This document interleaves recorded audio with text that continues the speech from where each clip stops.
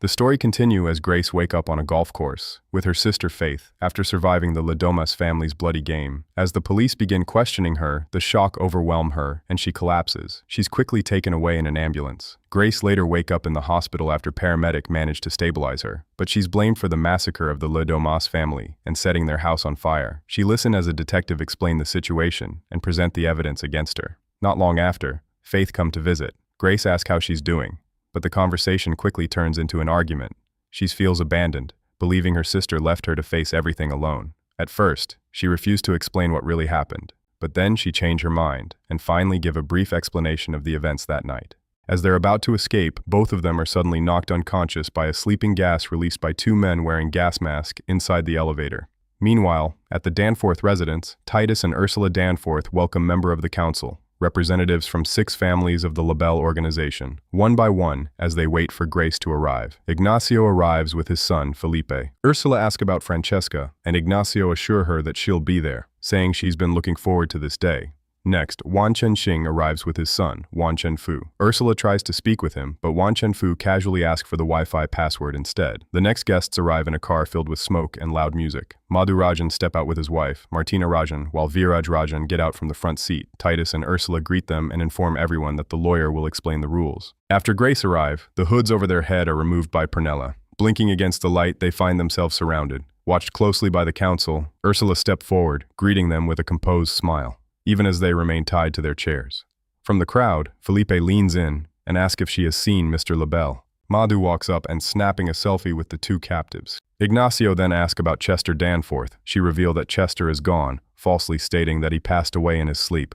Moments earlier, Chester had been sitting alone, watching news reports of war, conflicts he holds the power to influence. Then the lawyer arrives, carrying news that the Ladoma family is no more. Hearing this, Chester calmly calls for Pernella, instructing her to summon his children. He opens his phone. On the screen, a selfie of Tony Ladomas and his wife, taken on the night Grace was captured, bound for a ritual offering, and then deliver the news to every member of the LaBelle Council. One by one, the messages are received. Ignacio complains at first frustrated with the script he's been given, but the moment he read the message, his energy shift. Suddenly, he's all in. At a nightclub, Viraj shows the message to Madhu. Instantly, Madhu lights up celebrating by buying drinks for everyone around him. Wan Chenxing read the message in silence, and she immediately make a call. After receiving a response, he ends it without a word. Bill Wilkinson stares at his phone, reading the message again. Slowly, he opens a small box and takes a deep inhale of the substance, then calls for someone to bring him his knife. At the hospital, Grace is being pushed in a wheelchair by a nurse. A detective planned to take her back to the station after retrieving her clothes,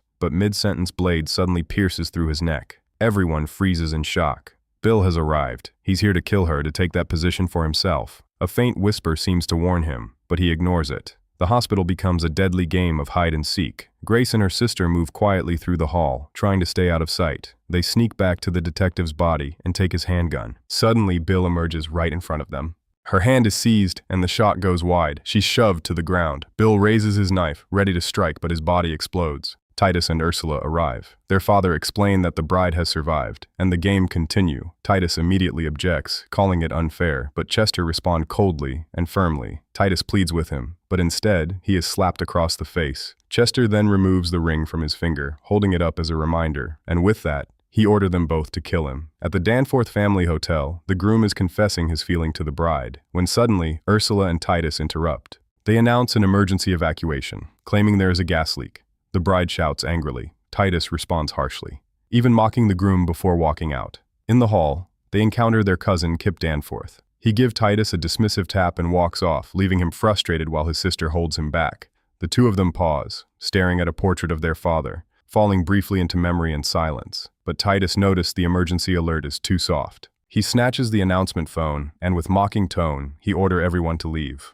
They cheated, because the game was supposed to be played by Chester Danforth himself. But now that he is dead, the role is shared by Titus and Ursula. Since they are twins, they are permitted to play together. The attorney arrives, carrying the rulebook. The attorney steps forward and formally addresses Grace, explaining his role as the official attorney of Mr. LaBelle. He explained the game was meant for 6 families, but now only 4 remain, because the Ladomas family has been wiped out, and the Wilkinson family has just fallen. At the top of the council stood Chester Danforth, proven by the ring he once held. Because Grace survived the game, that position is vacant.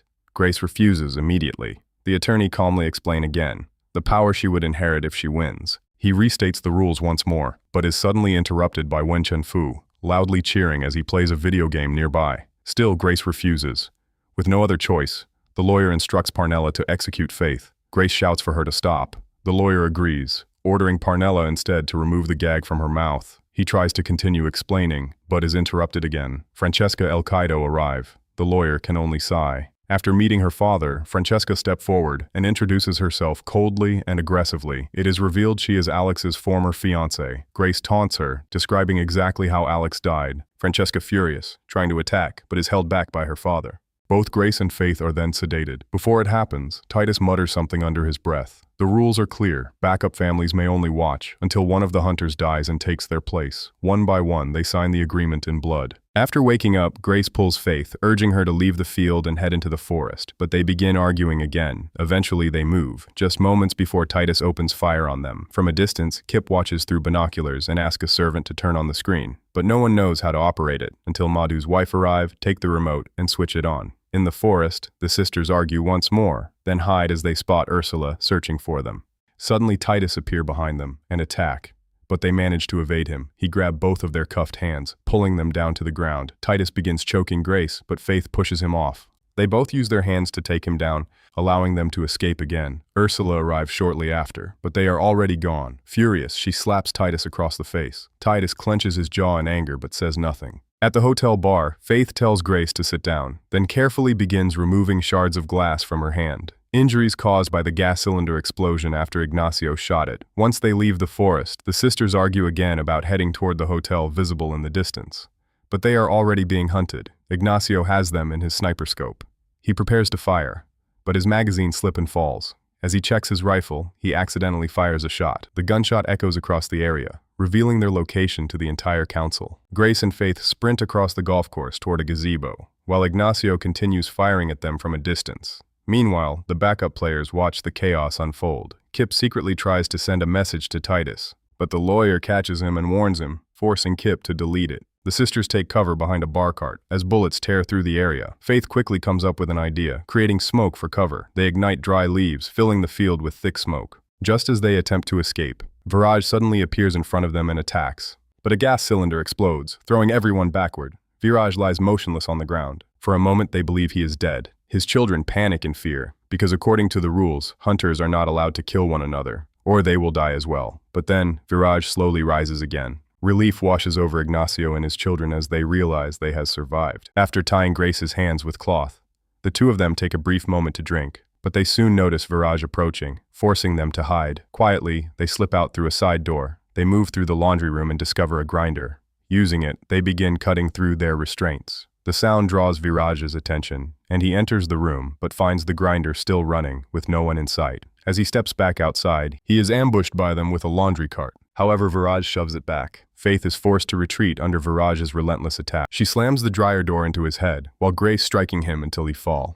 Meanwhile, Madhu watches everything unfold from the monitoring room, commenting on the situation. Confident they have already won, he even instructs a servant to bring drinks, but just as Grace begins to lose ground, Faith strikes Viraj on the head with a soap container. Grace activates the machine, helping restrain him as it moves. She quickly shuts the washer door and powers the system on, trapping Viraj inside. In the room, Madhu watches in grief as his brother dies. Grace had released him earlier, knowing they were not killers. But when the door opens, Viraj stumbles out, catching them off guard. His face is severely burned from the hot water. A servant brings his ordered champagne, but Madhu refuses it. The lawyer calmly reminds him of the rules again. He must still go down to the field. Madhu then comes up with an idea. Instead of continuing, he will relinquish his position as head of the family, allowing his wife to take his place. His wife reacts in anger, but Madhu goes through with it anyway, signing the agreement. She has no choice but to follow. They return to the bar, but Wan Chenxing suddenly appears, keeping them at sword point. However, she has no intention of harming them. Instead, she offers a deal. From the beginning, she was planned everything. She also seems to be supporting Grace, while everyone else was focused on hunting Grace.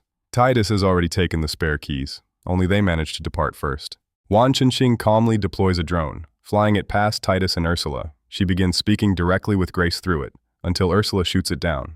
She found a loophole in the rules, but she must marry her son. She says she could claim the highest position in the council, and be safe from all of this. But Grace refuses. She will not sell her soul to the organization. Suddenly, Ignacio locates them and opens fire. Wan Chen-Xing threatens to kill Grace himself before Ignacio can. Ignacio runs out of bullets and moves in close. She throws a casino chip, distracting her. Ignacio attacks, Grace redirects her arm, and killing him instantly. In that same moment, Wan Chen-Xing's body explodes. In the monitoring room, everyone watches in shock and slowly distances themselves from Wan Chen-Fu, confused. He looks around as everyone stares at him, and then his body explodes as well. After the explosion, the attorney cautiously peeks out. Kip also steps out from behind the servant. Grace checks on Ignacio, but his cigarette has already burned out. Before leaving, Faith pulled the sword from the table. As they move, the two begin arguing again. At the main gate, Titus and Ursula are already waiting for them, after pretending to be 911 operators. Disgusted, Grace search a phone from Viraj's corpse and ask Faith for help, but Faith keep making excuses. Grace call 911, but Ursula has tapped into the entire network. After all, their family owns the phone company. Ursula orders them to head toward the main gate, claiming the police are on their way. Faith finally reveals everything, and for a moment, it seems like the two are beginning to reconcile. Ursula tells Titus to answer the phone, to pretending once again to be a 911 operator. But his acting is terrible. Grace and Faith ambush them, forcing them to reveal how to open the gate. Titus begins to explain, but stops midway, choosing instead to mock them. Grace threatens to kill them both if he doesn't talk. Suddenly, they're distracted by a car approaching from behind. Ursula tries to grab the gun from Grace. At the same time, Titus manages to grab Faith. Inside the car is Martina Rajan. Madhu watches excitedly, thinking she's about to run Grace over. But instead, she swerves, crashes through the gate, and drives off. Grace tries to shoot Ursula, but her gun is empty. Faith manages to break free from Titus's grip. Grace tells her to run. Ursula tackles Grace to the ground and drives a large spike into her shoulder, just as she's about to finish her off. Faith returns and saves her. They manage to escape once again. As Ursula tries to wipe the blood from Titus's face, he stops her hand, refusing to be treated like a child. In the waiting room, Madhu finally agrees to go down to the field, but the attorney reminds him that he is no longer the head of the family. Everything now belongs to his wife, even if she has fled. Realizing he has lost everything, he tries to calm himself. But before leaving, Madhu insults everyone in the room. At that moment, Francesca enters, bring a large weapon rack. She is ready to take her father's place. Back at the hotel, Grace and Faith return to the wedding hall. Faith offers to help remove the spike from Grace's shoulder, but Grace insists on pulling it out herself. Faith rummages through a random bag on the table, finding pepper spray and medicine. Grace snaps, frustrated that Faith refuses to stay away. They argue again, until Faith finally storms off.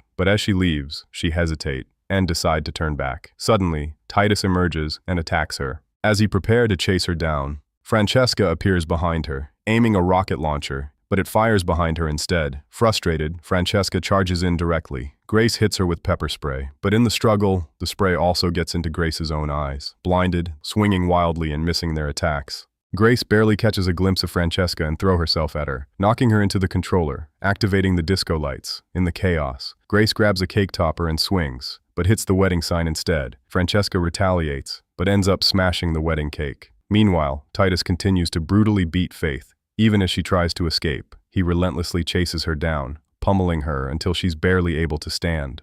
Ursula trying to stop him, but he lashes out and strikes her instead. Ursula then suggests using Faith as leverage. Back in the hall, Grace splashes water into her eyes, trying to clear her vision. But as she turns around, Francesca attacks again, this time gaining the upper hand, landing blow after blow. Francesca then grabs a microphone stand. Just as she's about to bring it down on Grace, Grace lunges at her, knocking her hard to the ground. Seizing the moment, Grace grabs a piano and smashes it into her face.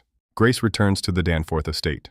Francesca spots her and moves in to attack, but Grace opens fire with a shotgun, gunning her down. After leaving the hotel, Grace hears Titus's voice over the PA system. He announces that he has taken her sister hostage. He then put Faith on the line, threatening to kill her if Grace doesn't return within 10 minutes. Grace hesitates, thinking, until she spots a weapons storage box at the security post. She pries it open with a crowbar, slinging ammunition across her body, and grabs a shotgun. Meanwhile, Kip asks Felipe for help, barricading the door with chairs. But Felipe abandoned him, heading to the attorney to sign the agreement. Faith hears Grace's voice and slowly regains consciousness. Once Felipe signs, he quickly leaves. Grace finds Madhu, but he insists he's no longer part of the game. Ignoring him, Grace follows the sound of Faith's voice. She finds a locked door, fires through the keyhole, then forces it open. Calling out for her sister, she instead finds Kip, pointing her gun at him, demanding to know where Faith is. Suddenly, Felipe appears and opens fire. Grace narrowly escapes, retreating into a storage room, and barricading the door with metal bars. Titus arrives, pointing a gun at Faith. He threatens to kill her if Grace doesn't come out. After a tense moment, Grace agrees. but on one condition: Titus must marry her. Confused, Titus hesitates as Grace explains the loophole in the rules. He glances toward the attorney, and the attorney nods in agreement. Grace then demands assurance, forcing Titus to swear it. After that, Grace finally gathers the courage to step out and embrace Faith. She is then taken to a room to prepare. A servant enters, for tending to her wounds and dressing her. Left alone, Grace sits in silence. Ursula arrives, carrying a drink, speaking as if they are about to become family. She removed the cuffs from Grace's wrists. Then, in a quiet voice, she admits her fear of her brother. No matter how hard she tries to control him, there is no goodness left in him. She asks Grace to help her keep Titus under control together, and insists that none of this is as bad as it seems. But at that moment, Titus enters, having overheard everything. Without hesitation, he lunges at Ursula and begins choking her. He accuses her of trying to take everything for herself. Titus forces Grace to watch, ordering Parnella to hold her in place. He declares that there is no rule against killing a fellow family member, and then he snaps Ursula's neck. Escorted by servants, Grace, now dressed in a black wedding gown with a veil, is led through a dark corridor lit only by torches. When they arrive, the doors open. She is greeted by the remaining members of the council. At the front stands the attorney, acting as the marriage officiant. Grace descends the steps, walking slowly toward the altar. She exchanges a brief glance with Faith, then takes her place. The attorney begins the ceremony, invoking the names of dark entities in a ritualistic chant. He then takes a mask and places it on his head. Moments later, a hidden trap door in the floor creaks open, revealing a sacrificial pit beneath. The attorney sets a bowl on the altar. As Grace notices the open pit, an idea forms. He calls both of them forward, instructing them to spill their blood into the bowl. They sign the marriage pact in blood. Rings are exchanged. Then Titus lifts Grace's veil and kisses her roughly. The attorney proclaims Titus as the one who now holds the highest position. Without hesitation, Titus takes the ring and places it on his finger. The room erupts in celebration. She takes a penknife from the altar, then buries it in his neck. Shock ripples through the room, but she doesn't stop. She stabs him again and again, then tears the ring from his finger. She repeats his own words back to him. Then she looks at Faith, giving a signal. Faith steps forward and kicks Titus into the sacrificial pit. Grace slowly puts on the ring, then commands the others to kneel. Grace makes everything clear to the attorney. Without hesitation, she gives her first command to step down from the council and leave the organization entirely. Kip is confused and asks the attorney. The attorney explains that such a rule does exist, but it has always been ignored. No one ever believed anyone would willingly give up that kind of power. The position will belong to the last person holding the ring by dawn, and it turns out there are only 3 minutes left before dawn, and if no one takes that position, they will all die. Grace then takes the ring off her finger and throws it into the sacrificial pit. At that exact moment, the clock begins ticking again. Felipe is the first to leap into the pit. One by one, the remaining members follow. Parnella jumps in as well. Inside, chaos erupts as they fight desperately for the ring. Grace and Faith turn to the attorney. He tells them they are free. As Grace picks up the goat meant for the offering, she deliberately kicks a knife into the pit. Below, Kip manages to grab the ring after killing a woman, but Parnella stabs him, repeatedly killing him. Felipe lunges in, biting her hand and knocking the ring loose. Everyone turns on each other. Time is running out. As Grace and Faith make their way toward the stairs, the attorney glances at the clock, then calmly takes the rulebook, and he quickly moves away from the sacrificial pit. The final seconds pass. In an instant, everyone inside the pit explodes. Blood erupts into the air. Madhu appears, overjoyed, believing he has survived after relinquishing his position as head of the family. But moments later, he explodes right in front of Grace and Faith. The attorney removes the mask from his head. For a brief moment, Mr. LaBelle appears before them, giving a subtle nod. At last, Faith believes Grace's story from the hospital. Before leaving, she grabs a cigarette and some candy from a table. Together, they walk away, carrying the goat. At the front gate, Faith picks up a sword lying on the ground. After everything, they finally reconcile. Hand in hand, they leave the place behind. The nightmare finally over.